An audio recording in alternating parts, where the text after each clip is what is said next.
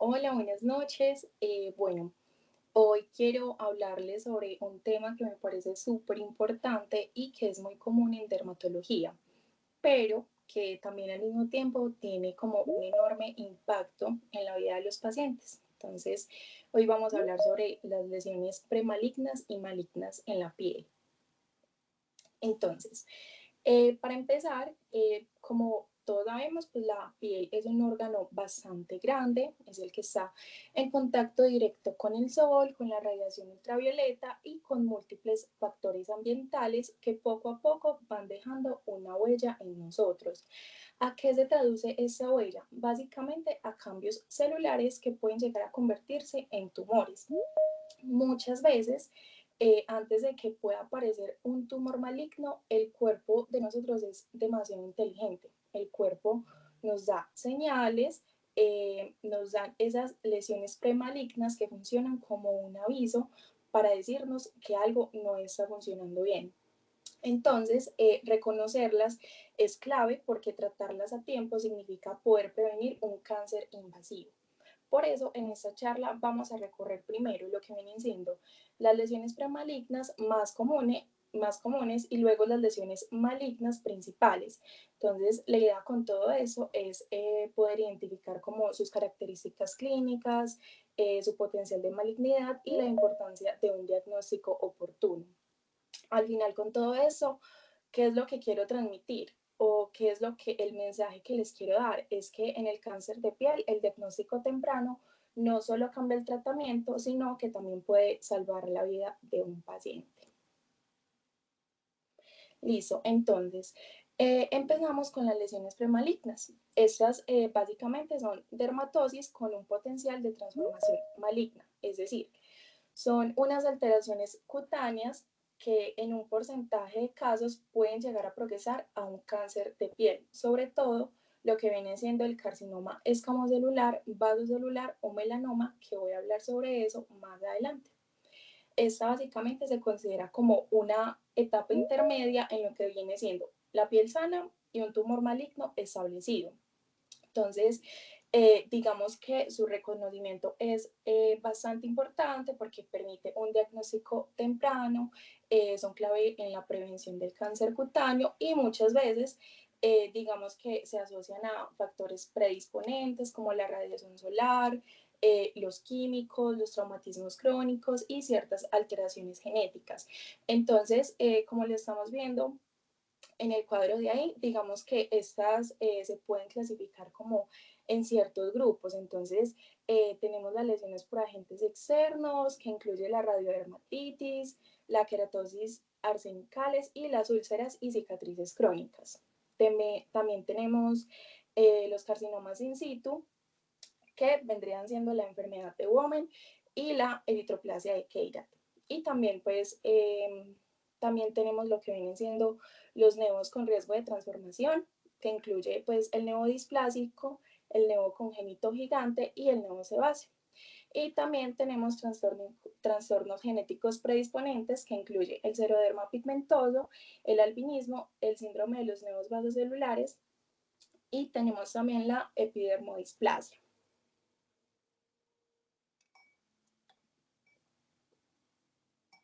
Listo, entonces, empezamos con lo que viene siendo la queratosis actínica. Esta básicamente son dermatosis precancerosas clásicas. Esta es la más común, aunque pues digamos que en la actualidad muchas personas la consideran como parte del espectro del carcinoma epidermoide como en su forma superficial. Esta básicamente se origina por el efecto acumulativo de la radiación ultravioleta y se observan con mayor frecuencia en pieles claras, de edad media y avanzada. Entonces, digamos que estas afectan principalmente como esas áreas fotoexpuestas, como lo que viene siendo el rostro, el dorso de las manos, aunque aparecen como lesiones eritematosas circunscritas de superficies escamosas y que miden como alrededor de 1 o 2 centímetros de diámetro. En algunos casos pueden presentar hiperkeratosis que pueden llegar a evolucionar hacia la formación como de pequeños cuernos cutáneos. ¿Qué quiero decir con eso? Que se presenta como una lesión dérmica que se caracteriza por una proyección dura y prominente de queratina que sobresale de nuestra piel. Entonces, digamos que también suele acompañarse como de signos de dermopatía solar crónica como atrofia, telangiectasias, pigmentaciones o despigmentaciones circunscritas, lo que clínicamente se denomina cutis romboidal, que es esta imagen que estamos viendo al lado izquierdo, o una atrofia senil degenerativa. Histológicamente se muestran como hiperkeratosis, parakeratosis y se muestra como en distintos grados de atipia epidérmica. Entonces, entre lo que viene siendo un 10 y un 15% de estas lesiones pueden llegar a progresar a un carcinoma epidermoide invasor como en un tiempo variable. Entonces, digamos que es por eso muy importante reconocerlas para poder hacer un tratamiento oportuno y que esta no siga avanzando. Bueno, el tratamiento se debe abordar de manera integral, considerando pues como el concepto de campo de cancerinización, ya que no solamente se busca como tratar esas lesiones visibles, sino también como ese tejido fotoexpuesto dañado. Entonces, tenemos que se le puede dar al paciente 5-fluoracilo, que es un antimetabolito que destruye células con daño actínico. Puede usarse en crema al 5% o al 0.5%, que pues es como más tolerable. Al final, digamos como efecto adverso, como por decirlo así, puede producir una reacción inflamatoria intensa en la piel, tratada antes de mejorar. También tenemos el imiquimod, que es un inmunomodulador que simula la respuesta inmune local contra esas células atípicas. También se puede utilizar en crema al 5% o al 3.75%. A la final puede generar enrojecimiento e irritación, pero elimina esas lesiones múltiples. Y también tenemos el ácido metilaminoligulínico, que es un precursor fotosensibilizante, en donde se aplica y luego se activa como con terapia fotodinámica, ya sea con luz artificial o incluso con luz solar. Y es útil como para poder tratar esas áreas extensas en la piel dañada. Ya cuando las lesiones son aisladas, pues indican procedimientos locales como la crioterapia con nitrógeno líquido o ya sea cirugía. Estos fármacos que acabo de mencionar básicamente actúan destruyendo o estimulando esa eliminación de las células epidérmicas alteradas. Entonces, obviamente, al atacar estas células atípicas, se genera una reacción inflamatoria local, que era lo que ya les había mencionado, que puede generar enrojecimiento, descamación, ardor o costras. Entonces, digamos que esto no es un efecto secundario indeseado, sino como que hace parte de esa respuesta terapéutica que indica que el medicamento está actuando sobre esas células dañadas por el sol. Bueno, ¿esto es un tratamiento definitivo o solo cosmético? Aparte de que obviamente va a mejorar la apariencia de la piel, el objetivo principal, pues obviamente va a ser como tratar de eliminar esas lesiones premalignas y reducir el riesgo como de progresión a un carcinoma epidermoide invasor. Eso sí, no es definitivo porque pues la piel ya está dañada por el sol, ya está bastante lastimada y pues el paciente puede llegar a desarrollar nuevas queratosis en el futuro.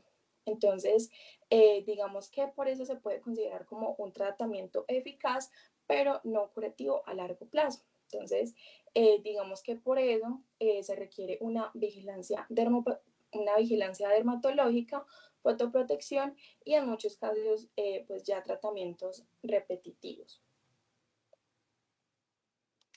Bueno, pasando a lo siguiente, tenemos la leucoplasia. La leucoplasia es una lesión premaligna muy frecuente en las mucosas. Clínicamente se manifiestan como unas placas blancas bien delimitadas o áreas muy extensas, a veces engrosadas o queratósicas. Entonces, digamos que esto puede afectar tanto a la mucosa bucal como a las mucosas genitales. Se observa principalmente como en personas mayores de 40 años y también en la mucosa bucal vamos a tener que esa predomina en los hombres. Muchos casos van a estar relacionados como con irritantes crónicos, como el tabaco, prótesis mal ajustadas, dientes con caries o mal implantados y una higiene bastante deficiente. Entonces, vamos a tener que histológicamente algunas placas se muestran solo con hiperkeratosis o acantosis, que pues vienen siendo como unas alteraciones benignas, mientras que otras revelan displasia epitelial, que esas son las verdaderas leucoplasias premalignas. Entonces, digamos que en estos casos, las cifras de transformación a carcinoma espinocelular oscilan entre un 5 y un 30%.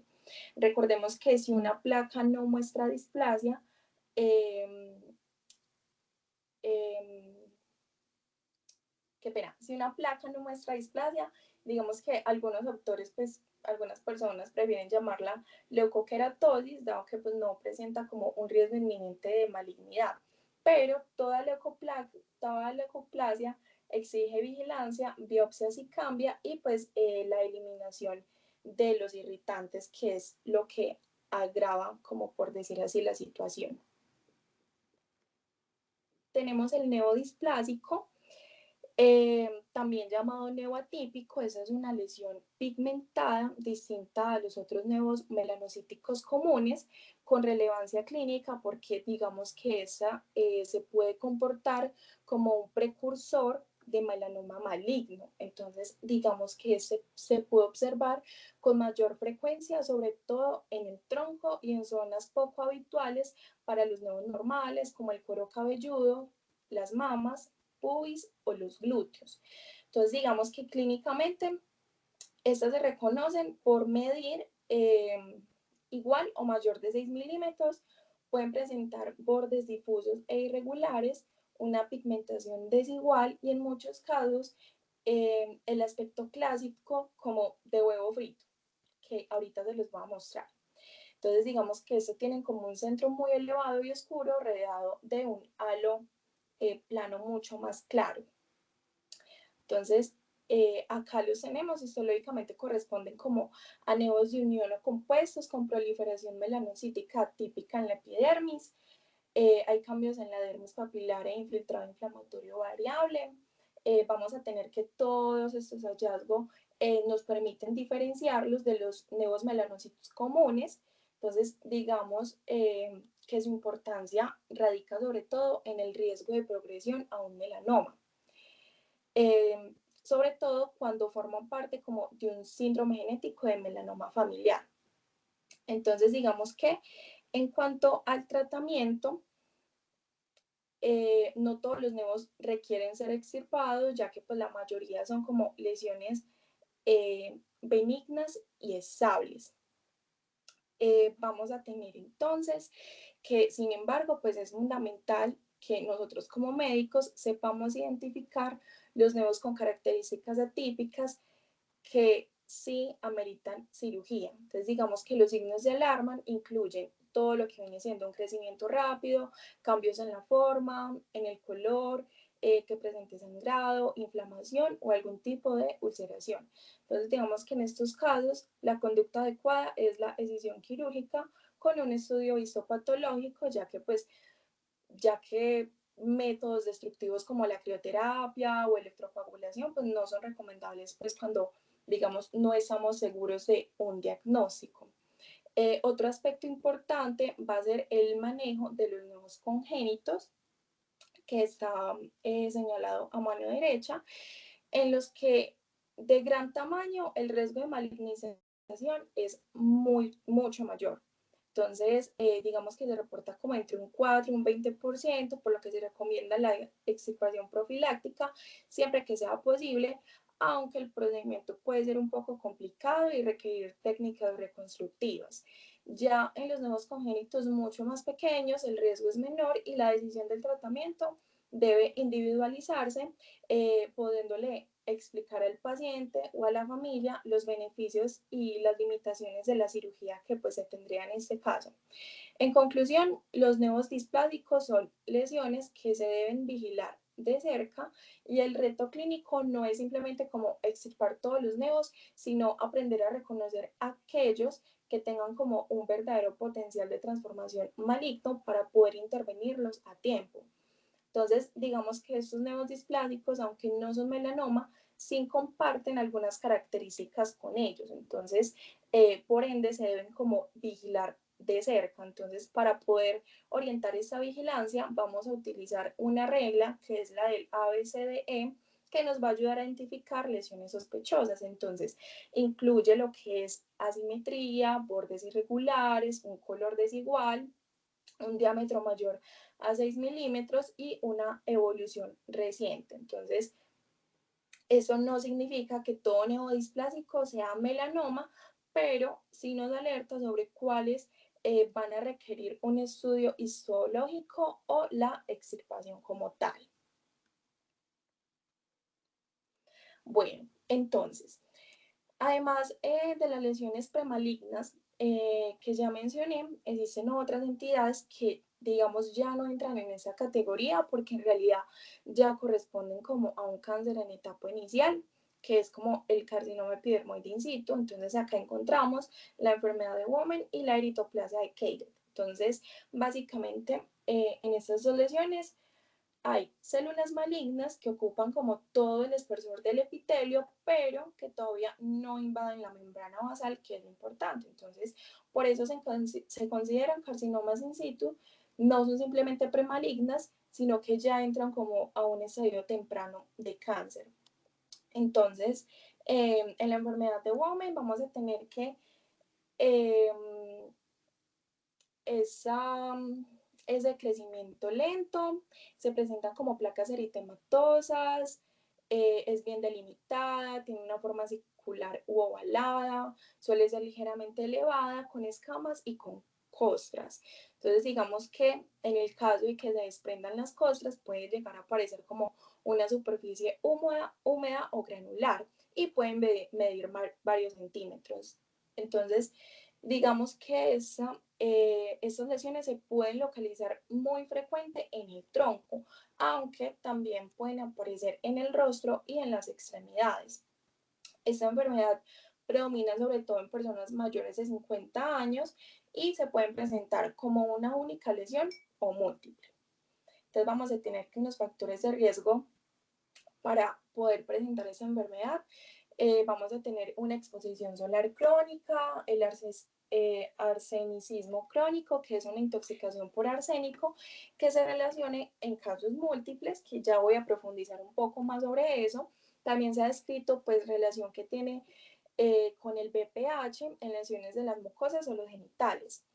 Vamos a tener que, como ya lo había mencionado, pues muestra los cambios de un carcinoma in situ, es decir, hay alteración celular, pero sin invasión todavía en la dermis. Vamos a tener que una parte de los casos pueden llegar a evolucionar a un carcinoma epidermoide invasor, aunque no siempre ocurre. También pueden coexistir con otras lesiones premalignas como la queratosis actínica o arsenical, y también vamos a tener que se han reportado cierto tipo de asociación con cáncer visceral, aproximadamente pues con un 25% de los casos. ¿Por qué les había mencionado que la enfermedad de Women puede estar relacionada con la exposición crónica al arsénico? Porque pues este es un carcinógeno que va a producir un daño directo en el ADN de las células epidérmicas. Entonces, mientras que la forma clásica suele presentarse como una única placa eritematosa bien delimitada, y pues en pacientes con arsenicismo es frecuente que aparezcan múltiples lesiones distribuidas en el tronco y en las extremidades. Ya les había dicho nuevamente que estas se pueden relacionar con otras lesiones premalignas, y pues esta asociación no solo incrementa el riesgo de progresión a un carcinoma epidermoide invasor, sino que también se puede llegar como a vincular con mayor probabilidad de desarrollar carcinomas vasocelulares superficiales e incluso visceral, afectando a los pulmones, al hígado y a la vejiga. Bueno, tenemos la eritroplasia de Keiret, esa es una forma de carcinoma in situ que ocurre en la mucosa genital, sobre todo en el glande o en el prepucio. Entonces, clínicamente esa se observa como una placa eritematosa ligeramente elevada, bien delimitada, con una superficie aterciopelada o lustrosa que se pueden observar erosiones o costras. En cuanto a quien lo presenta, pues es mucho más común en hombres que no están circuncidados, generalmente mayores de 40 años, y pueden llegar a asociarse a factores de riesgo como falta de higiene y en algunos casos pues infección por VPH.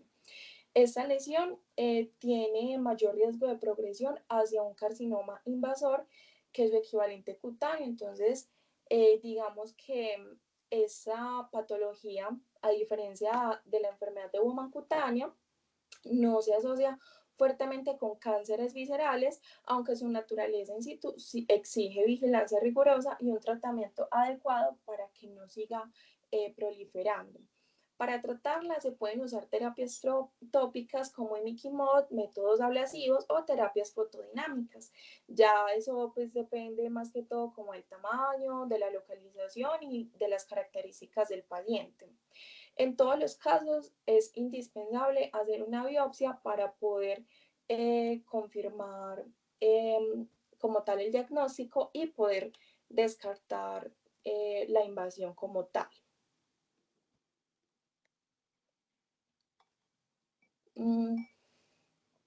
Bueno, ahora pasando a las lesiones malignas, vamos a tener que como tal esto engloba diferentes tipos de tumores que varían como en su origen celular, en la agresividad y en su pronóstico. Entonces, digamos que los tres más importantes van a ser el carcinoma vasocelular, el carcinoma espinocelular o epidermoide y el melanoma maligno, que juntos básicamente constituyen la gran mayoría de los casos, porque pues son muy frecuentes. En contraste, van a existir otros tumores de la piel que son menos comunes, como los adenocarcinomas derivados de glándulas sebáceas o sudoríparas, los sarcomas de la dermis y los linfomas cutáneos como tal. Entonces, por ejemplo, acá vamos a tener una gráfica en donde se puede ver una distribución en donde se saca claramente la alta frecuencia del carcinoma vasocelular seguido del epidermoide, mientras que el melanoma pues es el menos frecuente, pero clínicamente es como el más agresivo. Entonces, empezando por el carcinoma vasocelular, vamos a tener que representa pues la gran mayoría de los cánceres cutáneos, aunque no suele dar metástasis. De algunas formas, digamos que pueden ser muy invasivas hasta tal punto que puede llegar a afectar el hueso o incluso pueden generar cierto tipo de complicaciones graves, como lo que vienen siendo hemorragias o sepsis. Por eso, aunque parezca de bajo riesgo, pues obviamente requiere pues un buen diagnóstico y un manejo oportuno. Esta se presenta sobre todo en personas mayores, pero no es exclusivo de ellos. Esto claramente le puede dar en jóvenes e incluso a niños, que puede verse asociado como a síndromes como seroderma pigmentoso o el síndrome de neos vasocelulares, ¿cierto? Entonces, acá tenemos que el carcinoma vasocelular tiene predilección como por la cara, en especial en áreas fotoexpuestas como la nariz, los párpados, las mejillas. Vemos que pues en realidad en extremidades es muy poco frecuente. Esto se relaciona directamente con la exposición solar crónica, que es el principal factor de riesgo, como por decirlo así. Entonces, acá vamos a tener que el carcinoma vasocelular pues no siempre luce igual. Vamos a describir 4 patrones principales en donde tenemos las exofíticas, que está al lado izquierdo. Este es como un tipo nodular que es brillante, que es perlado y es telangiectásico. Al otro lado tenemos las que son planas, un patrón plano, donde vamos a tener que estas son como lesiones más superficiales, que incluso se pueden llegar a confundir con un eczema, con la psoriasis o con lupus. En otro caso también tenemos las ulceradas, que es como un poco más destructivo, y tenemos las pigmentadas, que estas pueden llegar como a simular un melanoma. Entonces, claramente, pues la identificación de todas estas formas es clave para poder dar con un diagnóstico temprano y evitar que esa enfermedad siga proliferando. Las formas ulceradas pues son muy agresivas, estas pueden avanzar destruyendo tejidos y dejar lesiones bastante graves, y estas pigmentadas pueden llegar a representar como tal un reto diagnóstico porque se parecen mucho a un melanoma. Entonces, por eso es fundamental hacer la biopsia. En histología, bueno, acá vemos células basaloides pequeñas con poco citoplasma y con núcleos ovales. Entonces, digamos que esas se organizan como en cordones que logran invadir progresivamente la dermis. El estudio histológico es clave porque pues, nos confirma el diagnóstico y nos ayuda a diferenciarlo de otros tumores cutáneos. Bueno, referente al carcinoma escamocelular, ese es el segundo cáncer de piel más frecuente después del carcinoma vasocelular. Entonces, digamos que a diferencia de este último, tiene una mayor capacidad de poder dar metástasis, es decir, de poder diseminarse hacia los ganglios linfáticos o hacia otros órganos. Lo cual lo convierte como en un tumor claramente más agresivo y con un peor pronóstico si no se diagnostica y si no se trata a tiempo. La principal causa pues va a ser como la exposición crónica a la radiación ultravioleta, pero también pueden llegar a desarrollarse como en esas cicatrices antiguas, en úlceras de larga evolución y también en áreas como de inflamación persistente. Vamos a tener que en cuanto a su distribución predomina en hombres mayores de 50 años, especialmente en personas de piel clara, quienes por ya sea el trabajo que tengan o hábitos que suelen tener, pueden llegar a tener como una alta exposición solar acumulada. Respecto a su localización, lo más común es poder encontrarlo como en esas zonas fotoexpuestas. Entonces, el rostro siempre va a ser como el más afectado porque representa como el 60% de los casos, y posterior a ese tenemos las extremidades en un 20%. En el rostro, los sitios más afectados van a ser las mejillas, los labios, la nariz, la frente y el dorso de las manos. En resumen, el carcinoma epidermoide va a ser un tumor cutáneo de gran relevancia clínica, porque aunque es muy frecuente, también tiene un riesgo real de metástasis. Entonces, esto hace fundamental la detección temprana, el seguimiento cercano y la prevención mediante la fotoprotección en los grupos de riesgo. Bueno, el carcinoma epidermoide puede llegar a originarse en una lesión precancerosa como una queratosis actínica, o incluso sobre la piel pues, de aspecto normal. Entonces vamos a tener que al inicio se puede ver como una pequeña induración, pero a medida que crece puede adoptar como distintas formas clínicas. Entonces digamos que la forma superficial o intradérmica permanece confinada en la dermis durante muchos años y se puede llegar a relacionar con queratosis actínicas, con la enfermedad de Women y eritroplasia de Keiran. Ya si progresa, puede volverse mucho más invasora y obviamente puede generar metástasis. Ya por consiguiente, lo que tenemos es la forma nodular queratósica, que puede llegar a confundirse o con una verruga o puede presentar como un aspecto como de cuerno cutáneo debido al exceso de queratina. Otra forma puede llegar a ser la variedad ulcerosa, la forma ulcerosa, que pues digamos como es la más frecuente y se manifiesta como una úlcera irregular, indurada, que puede llegar a infiltrar tejidos y que tiene mayor riesgo de metástasis. Y finalmente tenemos las lesiones vegetantes, que aparece como una masa irregular de gran tamaño que incluso puede superar los 10 centímetros. Entonces, digamos que desde el punto de vista patológico, el carcinoma epidermoide está compuesto básicamente por esas células que logran demostrar cierto grado de maduración hacia la queratinización y se aparecen en la capa espinosa de la epidermis. Entonces, digamos que en los tumores bien diferenciados logran predominar esas células epidermoides y la queratinización se observa en forma como de perlas córneas, mientras que en los tumores poco diferenciados encontramos mayor pleomorfismo celular. En cuanto al diagnóstico, la mayoría de las veces pues esta no presenta dificultad clínica porque pues suele aparecer sobre una piel dañada y lastimada por el sol. Entonces, como ya lo habíamos dicho, especialmente esto se relaciona como con la queratosis actínica, aunque también puede originarse en áreas con radiodermatitis, exposición a arsénico o sobre úlceras y cicatrices crónicas.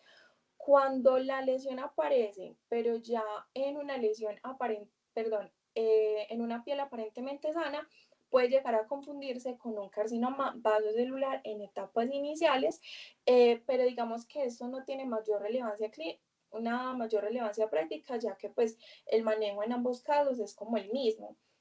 La biopsia a precisión, además algunos carcinomas de crecimiento rápido pueden simular otras entidades como enfermedades granulomatosas, granuloma piógeno, incluso un melanoma amelanótico. Entonces, para que las puedan diferenciar, aún así, ahí está un cuadro en donde se diferencia el carcinoma vasocelular y epidermoide, en donde se observa cuál es más frecuente, en quién predomina más, si es en hombres o en mujeres.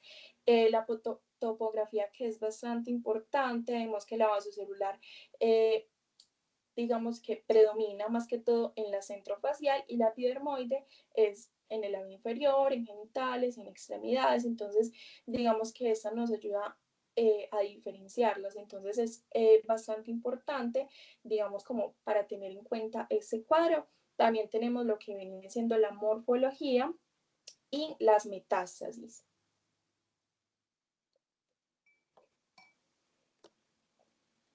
Bueno, ahora vamos a hablar sobre melanoma. Es una lesión maligna. Esa es, digamos, que es considerada un tumor cutáneo demasiado agresivo porque deriva de los melanocitos, que son las células que nos ayudan a producir un pigmento en la piel, aunque solo representan alrededor del 2% de los cánceres de piel, que ya les había mostrado, que no es que sea el más frecuente, a diferencia del carcinoma vasocelular, pero sí es bastante agresivo. Entonces, digamos que su importancia radica como en su alta mortalidad si no se detecta a tiempo. Es de 6 a 7 veces mucho más frecuente en personas de raza blanca y su incidencia pues ha ido aumentando en los últimos años.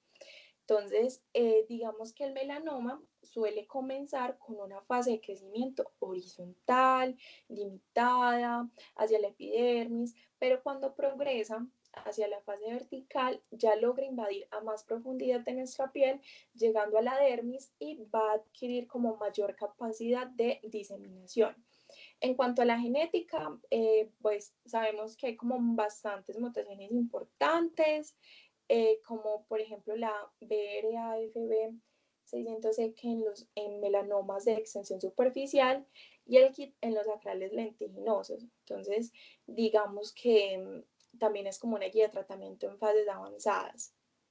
Es una enfermedad que predomina bastante en los adultos y puede aparecer en cualquier área de nuestra piel, aunque es muy común en nuestras mucosas o incluso puede llegar a afectar en el ojo.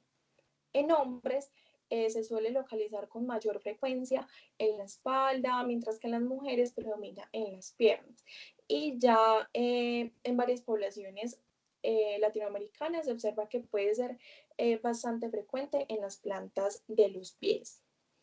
Entonces vamos a tener que casi siempre pues el melanoma va a ser un tumor pigmentado. Hay que tener en cuenta también pues lo que vienen siendo las mutaciones, las características clínicas e histológicas que son diferentes entre los varios tipos de melanomas que existen.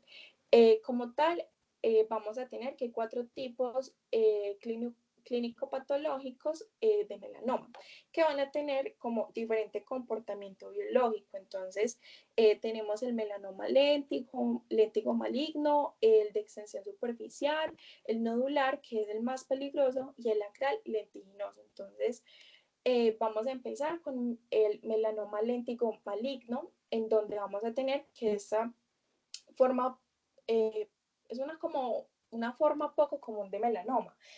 Es muy frecuente en la cara de las personas mayores, aparece como una mancha pigmentada de varios tonos, como tirando a café o negro, con áreas no tan pigmentadas, y digamos que su etapa inicial se va a quedar en que solo afecta a la epidermis. No tiene ningún tipo de alteración como de la superficie ni de riesgos de diseminación. Los signos de progresión van a añadir lo que viene siendo induración, úlcera, tumoración y pueden llegar como a ser más invasivo. Entonces digamos que esto es un melanoma menos agresivo y puede permanecer como en ese sitio durante varios años o indefinidamente. Tenemos el melanoma de extensión superficial. Esta puede llegar a comenzar como una lesión plana con distintos tonos de pigmentación. Puede alterar también la superficie, borrando líneas normales de la piel o mostrando como un engrosamiento queratósico. Ya como en fases más avanzadas puede aparecer como una zona central infiltrada, rodeada como de una pigmentación irregular.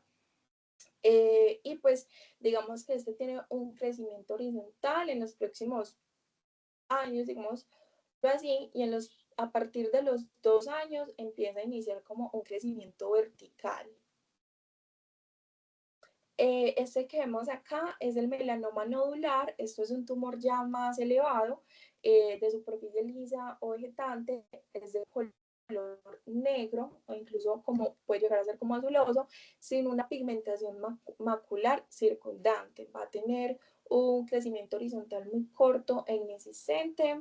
Es invasivo desde el inicio, es muy maligno, con alta descendencia a causar diseminación, y puede ser amelánico, es decir, sin pigmento, simulando un carcinoma epidermoide, dificultando pues como tal su diagnóstico clínico.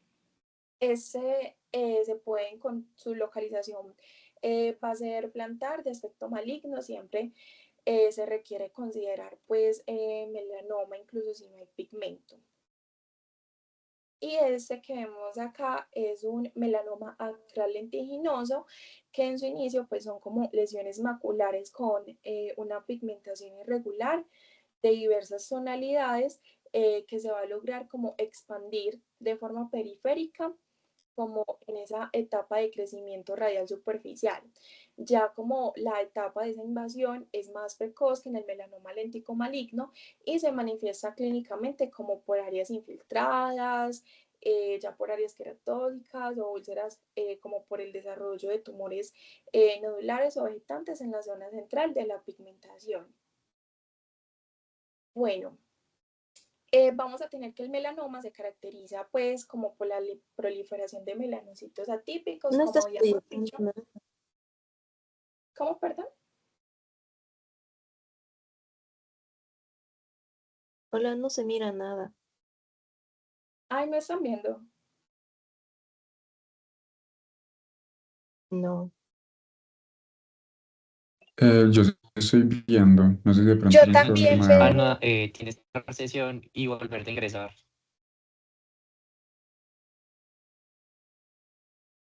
Qué Ok. Yo pena, tuve el mismo me problema, me tuve que salir y volver a pedir ingreso y ya se ve la pantalla bien.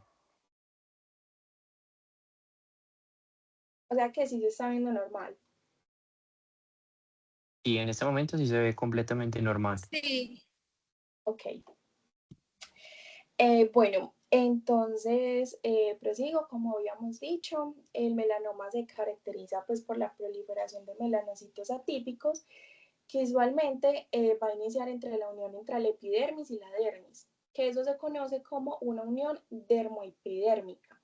Entonces, digamos que a medida que esa lesión va progresando, los melanocitos van a invadir como esa dermis, pero de manera bastante progresiva, bastante agresiva. Entonces, digamos que el pleomorfismo celular y la actividad mitótica puede variar según el caso. Pero aquí lo más importante para el pronóstico es saber el nivel de invasión para poder alcanzar la lesión. Entonces, vamos a tener que actualmente se utiliza una medida que va a cuantificar el espesor máximo de la lesión en milímetros a través del microscopio. Entonces, esa es como la forma más precisa de poder como de determinar ese pronóstico y planificar como tal la cirugía. Aunque ya los a menos, pues la escala de Clark todavía se menciona y se clasifica pues la invasión en 5 niveles, desde células confinadas a la epidermis hacia ya la invasión del tejido subcutáneo como tal. Entonces acá vemos que se dividen en 5 niveles, en donde el nivel 1 va a permanecer que invade solamente como la capa de la epidermis, ahí está, confinamiento de las células neoplásicas a la epidermis. El nivel 2 va más profundo a invadir la dermis superficial. El nivel 3 alcanza la dermis reticular. Nivel 4 alcanza la dermis profunda. Y el nivel 5, pues que claramente ya es el caso más grave que puede llegar a suceder, que es la invasión del tejido celular subcutáneo. Bueno, el melanoma es un tumor cutáneo con mayor tendencia a diseminarse. Entonces, digamos que se puede extender regionalmente a través de la linfa, afectando a la piel, al tejido subcutáneo y a ciertos ganglios, o a distancia por vía sanguínea, comprometiendo ciertos órganos como el pulmón y el hígado. Entonces, ya dependiendo de la extensión, se clasifica en 3 estadios, desde un tumor localizado en la piel hasta metástasis ganglionares o metastásicas a distancias. El diagnóstico temprano también es súper importante porque nos permite tener un tratamiento quirúrgico potencialmente curativo. Sin embargo, vamos a tener que esas lesiones iniciales se pueden confundir con neos, con queratosis seborreica, con carcinomas pigmentados, hemangiomas o hematomas. Por eso, lo que viene siendo que cualquier tumor pigmentado se debe evaluar con máxima atención, prestando especial cuidado también a lo que viene siendo la planta del pie y observando pigmento, superficie y bordes antes de aplicar la regla ABCD para la detección precoz. Entonces, vamos a tener que esa regla ABCD aplica lo que viene siendo la A, que corresponde a asimetría, en donde una mitad de la lesión no coincide con la otra. La B corresponde a esos bordes irregulares, dentados o mal definidos.